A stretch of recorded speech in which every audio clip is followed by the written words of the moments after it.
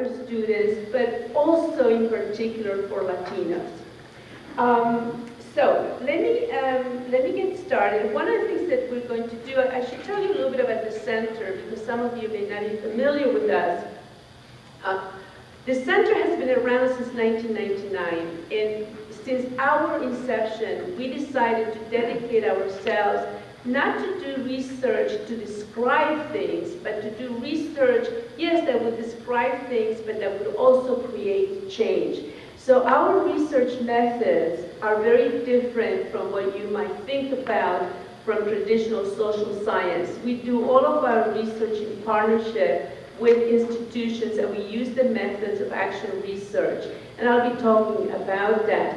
We work usually with individual institutions, so we have worked throughout California, and we also work with systems. So for instance, the Pennsylvania State System of Higher Education uses our equity scorecard in all of its public campuses, and it's actually linked to performance-based funding. University of Wisconsin system, it's used throughout their 13 campuses. We're also now in Denver. So we do both.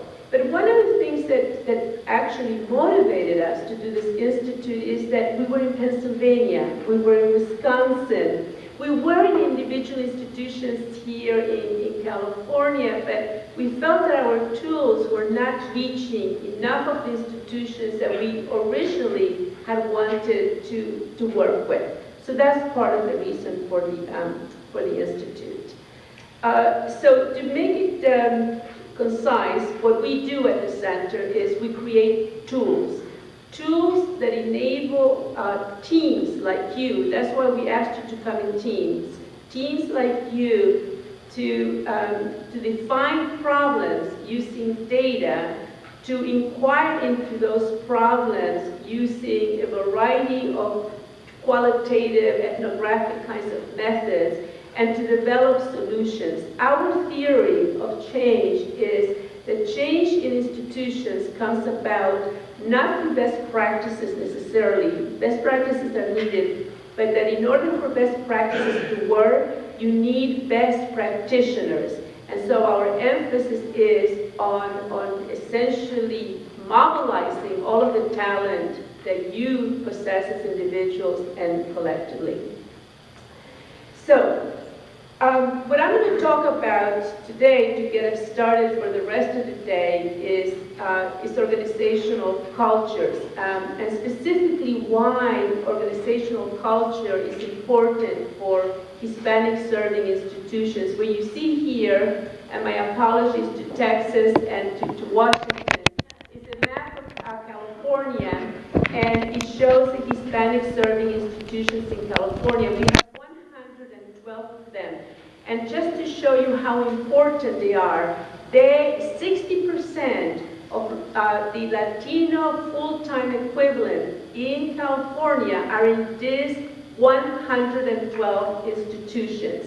So 60%. So if we're going to improve college completion and reach the goals that have been set by President Obama and other philanthropical organizations like Lumina and Gates, those 112 institutions are critical. It cannot be done without them, because in addition to enrolling 60% of the FTEs for Latinos, they also enroll 48% of the rest of their students is 48%. So they're very, very critical. But as you can see, they are concentrated in specific geographic areas, particularly here in the southern part of California.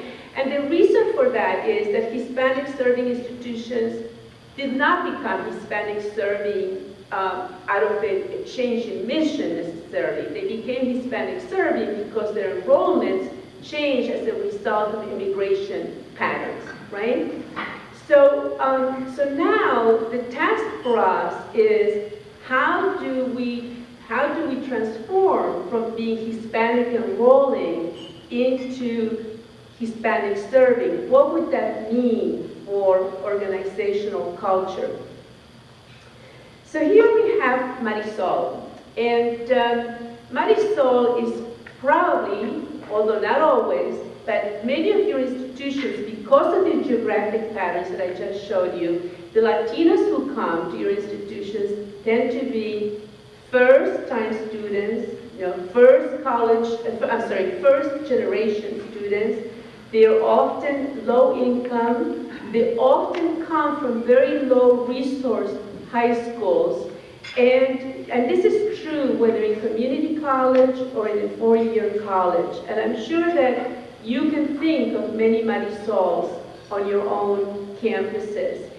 And often they come underprepared, not because they are not able to succeed, but because they do come from low-resource high schools that do not have the same academic support services that a wealthy high school like in Beverly Hills, let's say.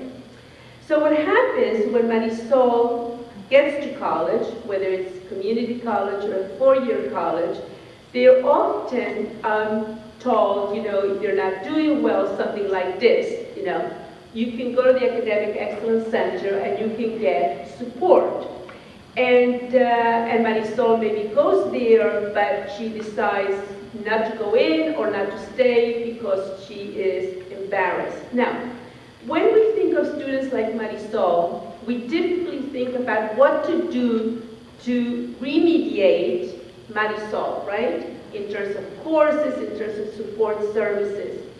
Here, what I want to talk about for all of us is how do we remediate organizational culture so that someone like Marisol knows what to do when she gets to college. Now, when I say organizational culture, what I mean is organizational culture consists of history, and this is important for you because historically, those of you who are Hispanic serving institutions or emerging, that's not your history. You used to be something else, right? And so you need to understand that history, and then how do you change now to be what you are given the student population. Organizational culture is about traditions as well. It's also about norms, and this is what's really important. Norms are what essentially determine what are the expected behaviors and also what are the deviant or dysfunctional behaviors. And in academic organizations, which we all live in, we are probably quite blind to how culture shapes success for not only for students, but also for faculty and administrators. We have many assumptions in our academic culture, but one of them is that if you get to college, you know what to do. You know how to be a college student. So think about Marisol. She's coming maybe from a low-resource high school. Does she even know what Academic Excellence Center means, right? I mean, how often do we take the time to deconstruct the terminology? I teach graduate students, and so when I'm working with them on their dissertations, I tell them there is a dissertation center.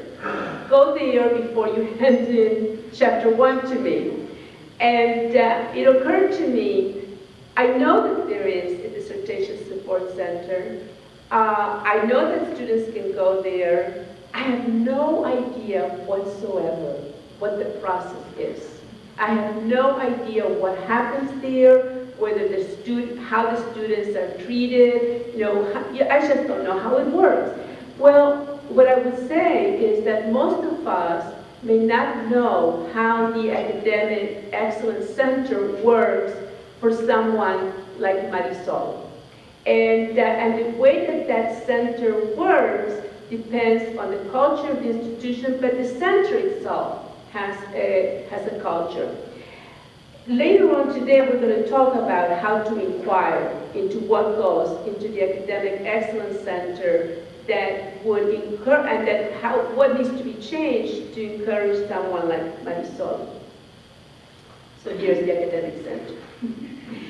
Now let's talk about this is fictitious, but it's based on things that we have heard in our work. So in order to be able to talk about, it's really hot in here. I don't know if it's the lights or it's that there's so many of you here.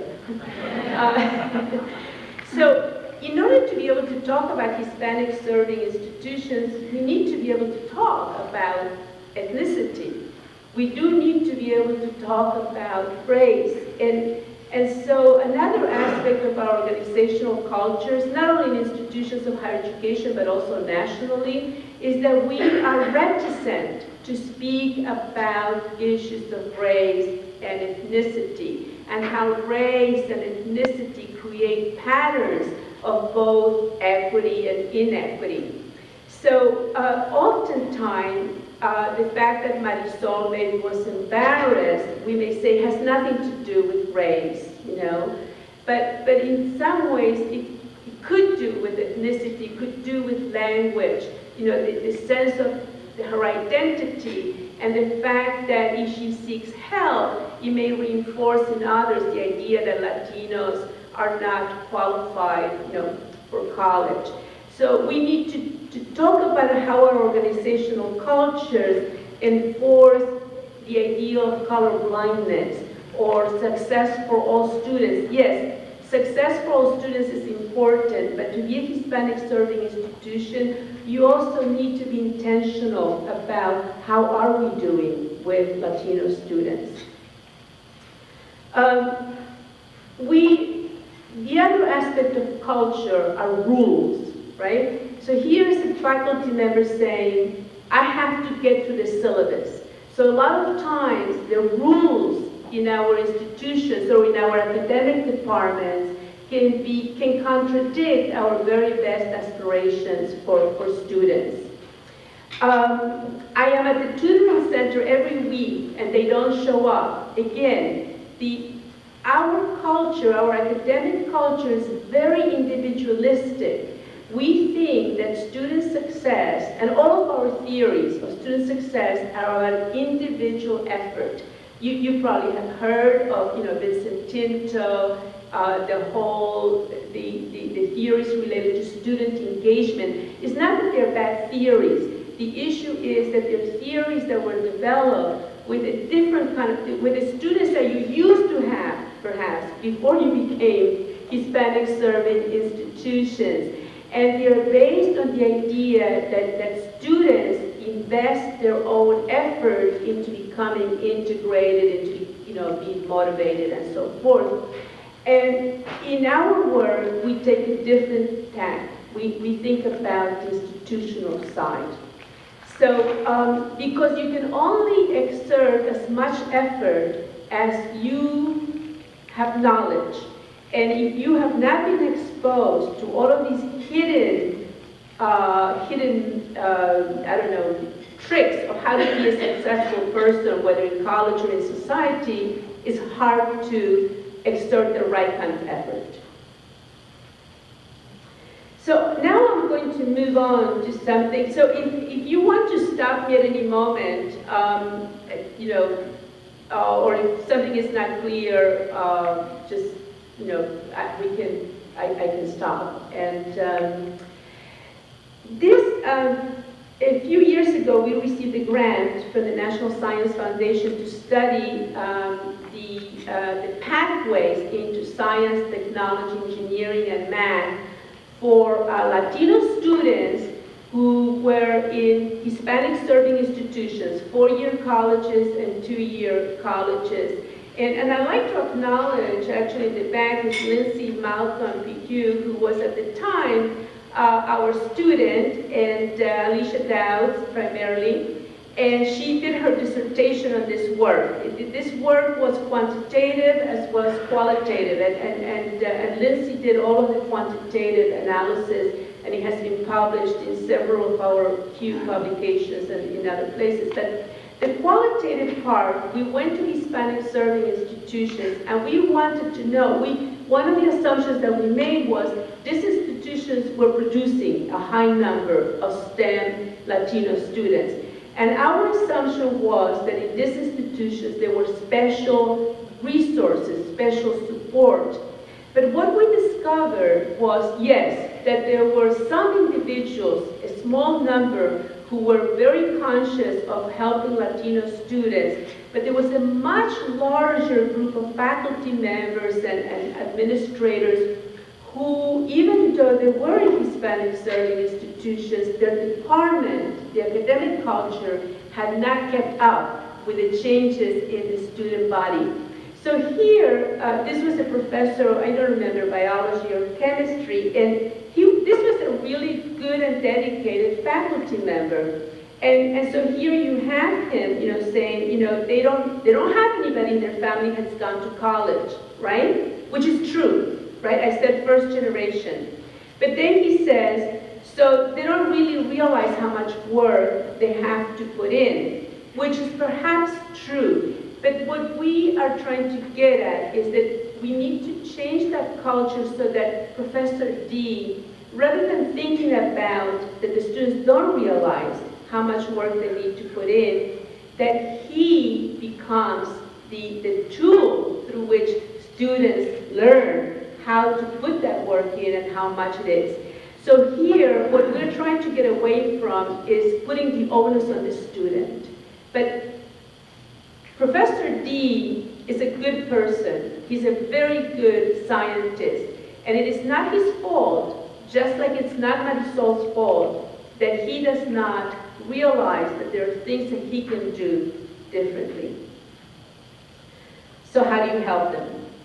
So here is the response. I was the interviewer in this case. So it's an interesting question. Simply by telling them that what they're doing is not right, and telling them that how they should be doing it. And I don't really think we have the time to try to think through what other more effective ways.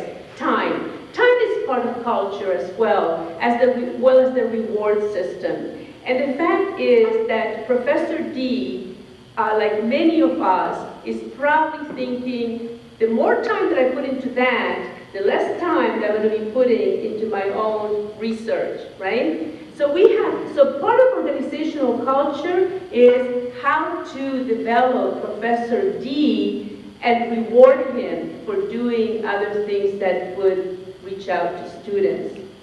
And I'm sharing this with you because as a way of prompting you to think about your own academic departments and your own institutions, and perhaps some of this may resonate with things that you have talked about with your colleagues. So now this is the part that was really very interesting to me. He says, I'm not sure exactly what it is, but I think there's a part where if you spend your whole life being on the downside of things, think of Marisol, you don't expect a lot. So, in a way he's right. There's a lot of research about underrepresented students who don't have the help-seeking skills or who do not feel entitled to ask for help. Asking for help is a form of entitlement, and not everyone has developed that. Marisol, for instance, may not even know that she's in a Hispanic-serving institution, because oftentimes we don't identify the identity in our mission statements or really broadly. I mean, there's variation across institutions. So even though she may be at a Hispanic-serving institution, she's not saying to herself, oh, I am at an HSI, they're here for me. So you don't think that people owe you much. You get to college, and instead of saying, well, I'm owed a good explanation of this material, blah, blah, blah. So the students, I guess I wasn't meant to understand this, they just go ahead and fail. So this faculty member, what really struck me in talking to him, he understood it. He understood he understood what was going on, both culturally and in terms of his students. Except that, so here's my question. Are there ways in which you let them know that you're available for them or that they shouldn't be afraid of you? And then he goes on, yes, I make comments in class, I'm available, I like to talk to them if they want. And then he says, I've heard of programs where the professors actually call students and try to get them engaged. I just never felt like I had the time to go out hunting through all those different students trying to get them to come through. So this is part of the organizational culture that we need to change. Now, in this same institution, I interviewed faculty members who were actually doing the things that he thought that he perhaps could do but didn't have the time. And it was those individuals that were actually making a difference for Latino students because they were applying for those NSF grants, I don't know, SACNAS and STAR. I know that there's some scientists over here who probably know which ones I'm talking about, and for starting MESA programs and so forth. But that was not as widespread as we thought it would be. So culture is embedded in these things, in history, in beliefs, physical settings, the Academic Excellence Center, in norms as to what you're supposed to do and what you're supposed to know. And those norms, that's one of the biggest problems that we have in our academic organizations. And that's where we need to think about what they are. Rules and so forth. Power is also an aspect of culture, and Marisol probably doesn't feel very powerful. So, the issue then in front of us for the rest of the day and for tomorrow as well as then when you go back to your campus is cultural transformation. So how can Hispanic serving institutions transform their culture to achieve outcomes that reflect their identity as Hispanic serving more noticeably? How can an academic department, such as mathematics or English or a tutoring center, reflect a culture that is distinctly Hispanic serving? Let me just stop here. Have any of you in your institutions engaged in that kind of a discussion at any point recently, or? We have at the Burn. You have? Yes. And there's a faculty staff association that's one venue where that's taking place, but it's also a broader conversation where we're also engaging the students to also talk about what that means to them. Yes. They may not have a clear idea of what it potentially can be for them, but still it's for them to give us ideas. Okay, so maybe as the day goes, you can share more with us about those conversations. But let me ask you just, how easy is it to have those conversations? Well, there's a particular group that is open to having that conversation, but oftentimes it doesn't get disseminated further than that. Right. So I gave that a lot of thought, about this, because I realized that there's a certain tension between being Hispanic serving, because you have 25% or more students who are Latino, but you also have, you may still have more students of, who are white, African American, or have as many of those. And so, doesn't mean that if we emphasize Hispanic serving, doesn't mean that we are leaving the other students behind or treating them differently. It's all of those tensions, and we need to figure out how to make this work. And what I would like to say to you is, when we say that we care about success for all students, that's good.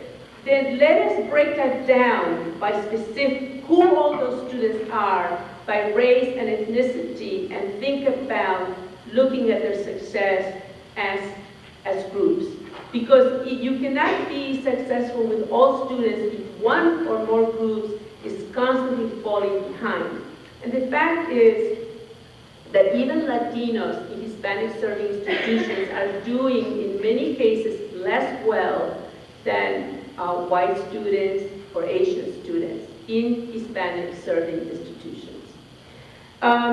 So, how can Hispanic serving institutions reflect a culture that is distinctly Hispanic serving, but also inclusive, which is the tension that we are dealing with? So for this institute, what we came up with were 3 themes, right? Equity, effectiveness, and excellence. The theme of the institute is Institute for Institute for Equity, Effectiveness, and Excellence at Hispanic Serving Institutions. Now, when you create an institute and you come up with a title, right? You don't think much. You want to get like a title that's going to attract all of you to come.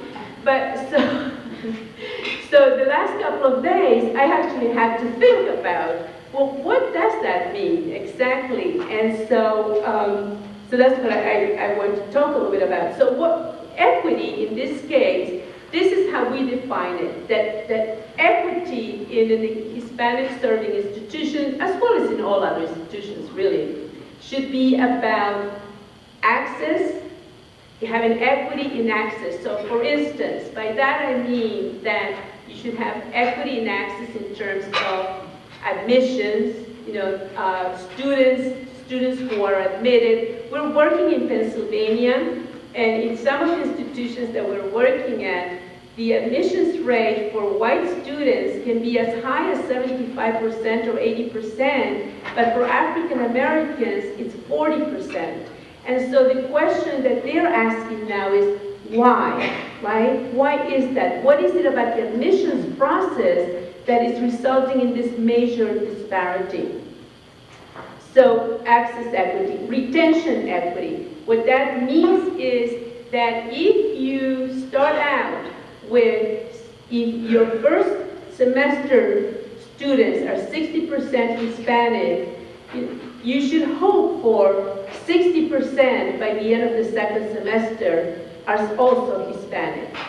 Academic equity. This is about equity in programs that are high value. STEM, for instance. So that if 25% of your undergraduate population is Latino, the ideal would be that 25% at least of the students who are graduating from STEM programs are Latinos. Has anyone looked at that in your institutions? Yeah. Yes, So and? we're behind. We're at Cal State Northridge, and I guess in the 80s, 70s, we had a minority engineering program that was very popular, was effective, and then it lost its funding and it was gone. Okay? And we recently got an HSI STEM grant, and we looked at the data, and Latino students were not completing engineering or computer science careers. We're hoping that the grant will help us with that. But no, there's very little equity in that area, and I also think about academic equity for me is student opportunity for research. Yes. We need to get our students more involved in research. Yes, absolutely. And so on completion equity is degrees. Now, this is easy to list, and what we're going to talk about today, in terms of when we're on the hands-on part, we have created a workbook for you, is how do you make this actionable on your own campus? And that's, the devil is in the details. So when we talk about equity, this is what we mean at a very simple level, right? That if your entering student population is 50% white, 50% Latino, if you're a four-year college, 6 years later, that's what your graduation class should look like. If you're a community college, that's what it should look like 3 years later in terms of transfer or degrees attained. So for us, equity is proportionality. Effectiveness. Effectiveness at an HSI would mean, one, that you have measurable goals. So that you have to set goals. It cannot just be, we're going to improve.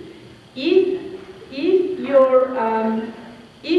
the percentage of Latinos who complete, let's say, 30 credits in their first year is 40%, and you need them to get up to 60% in order to affect your graduation rates, you need to set that goal, and you need to set it in terms of how many years it will take you to get there. And we're going to show how to do that tomorrow at a session where we will show you our benchmarking tool that we use to calculate and how to set goals. You need to have a statement of mission. Mission is a very important part of culture. And we have we did a study reviewing the mission statements of HSIs. And at the time, this was a few years ago, I did this work with Lindsay as well as with Francis Contreras. And very few, if any, institutions actually mention Hispanic serving in their mission statement. Have you looked at that in your own institutions? Yes, we have a very general statement, but it's not very specific to Hispanic serving at all. Okay. So that, sometimes I have thought mission statements, how important are they? Yes, they are symbolic, and but they do matter because they do reflect culture. Specific practices that support HSI, and now professional programs. Now this is something, how many of you watched the Latino series on public television? Okay. It was quite well done in some ways, not completely, but it did show the history of how Latinos came to be in California, in Texas, in New Mexico, in New York, in Florida. And it occurred to me, I wonder whether individuals who work in HSIs, regardless of whether they're Latinos or not, how aware are they of the Latino history with the United States? And the fact that, California was Mexico at one time. And so, to what extent do our professional development programs develop an understanding of how Marisol, got to El Camino? And so we need to start thinking about professional development programs and what competencies should a faculty member, a staff member have in order to be able to be effective in a Hispanic serving institution. When I talked about setting goals, this is an example. I'm not going to go into it, but this is typically what we do with our institutions. And this, what it shows is the number of students who were enrolled in a college full-time in 2009, the percentage that they represented of the graduating students for transfer, which was 40%. So that was the equity goal, right? But the actual was 29%. So we do this with our institutions so they can calculate not only the percentage increases, but the numbers. You see, to go from 30% to 40%, which is equity there, it's just 8 more students at this particular institution, maybe many more at yours. But somebody was looking at the equity scorecard that the California Community Colleges has released, and one of the problems with that scorecard is that everything is in percentages. You need to have numbers, because if you don't have numbers, it's not touchable. So, excellence. So remember, I was going through equity, effectiveness, and excellence. And by the way, all of this is all written up in the program tomorrow that you get, but also we're releasing sometime today a microsite in partnership with the Tomas Rivera Institute. And in that microsite, there will be a report about addressing Latino outcomes in California's HSIs. And there will be other kinds of resources, including all of this that I'm showing here. Excellence to us means having,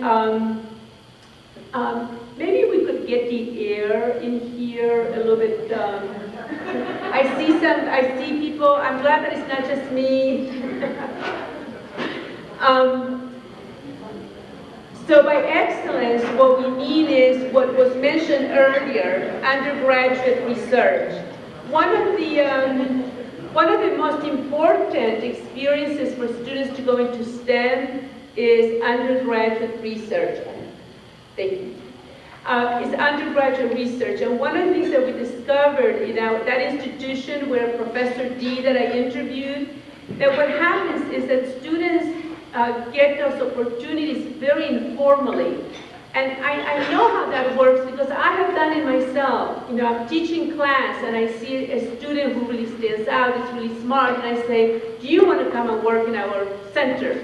And without thinking that there may be students who would be just, who could take as much advantage of it, but they're not standing out in the way that we measure standing out.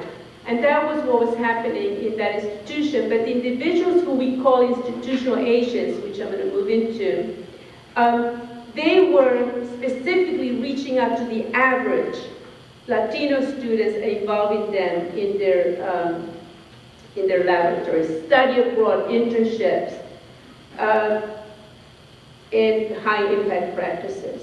Okay, so what does it take to be, how am I doing with time? 5 minutes? Okay. Okay, so one of the things that we, in our work, what we say is that institutional Asians are very important. And if you look in our table outside, you will see that there's a publication called Developing the Capacity of Faculty to Become Institutional Asians for Latinos in STEM.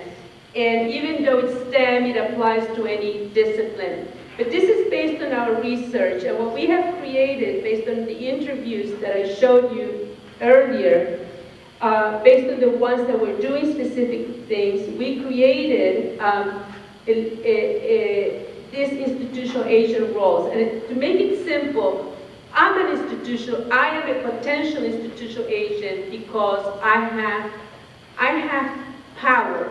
I have power as a full professor.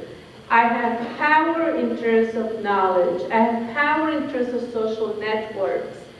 And I can choose to use that power or not on behalf of others. I can also choose which others I use that power with. And that's what an institutional agent is. And what we discovered in our work was that they were individuals who were using that power on behalf of Latino students. But there weren't enough of those kinds of people. We needed Professor D to become one of those, right? So that's what we need, that's what we are talking about in terms of our work. How do we get all of the Professor Ds to become institutional Asians? The ones that took on the role on their own were individuals who themselves had either an ideology of social justice or had themselves been first-generation students. They were able, and they actually said this, I see myself in Marisol, for instance, or I see myself in Hugo.